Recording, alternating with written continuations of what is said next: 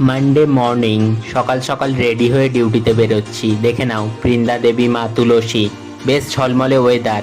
না না না, একদমই রোদ ঝলমলে নয়, ওই আর কি মেঘলা, কিন্তু বৃষ্টি হচ্ছে না। আকাশ পুরো কালো মেঘে ঢাকা, সেই রকমই ওয়েদার। এনিওয়ে, আমাকে তো যেতেই হবে ডিউটির উদ্দেশ্যে। বাই দ্য ওয়ে, তোমরা কি এটা কখনো নোটিস করেছো, যেই দিন তুমি রুম থেকে ছাতা নিয়ে বেরোবে না, সেই দিনই বৃষ্টি হবে। আর যেই দিন তুমি বৃষ্টি হবে বলে রুম থেকে ছাতা নিয়ে বেরোবে, সেই দিন কোনো বৃষ্টি থাকবে না। সে আকাশ তোমার কালো মেঘে ঢেকে যাক, ঝড় তুফান যাই আসুক, তুমি ছাতা নিয়ে বেরিয়েছো না, সেই জন্য প্রকৃতি সেই দিন বৃষ্টি দেবে না। এনিওয়ে, সবাই এখন খুব বিজি ইন্ডাস্ট্রিতে ঢোকার জন্য, আর আমি আমার ভিউ পয়েন্ট থেকে পাহাড়ের এই ভিউটা দেখি আর এনজয় করি। যখন বিকেলে বেরিয়েছিলাম ওই 6টা 10-15 নাগাদ, তখন আকাশ অ্যাজ ইউজুয়াল কালো মেঘেতে ঢাকা, আর চারিদিক যেন কুয়াশা কুয়াশা মতো।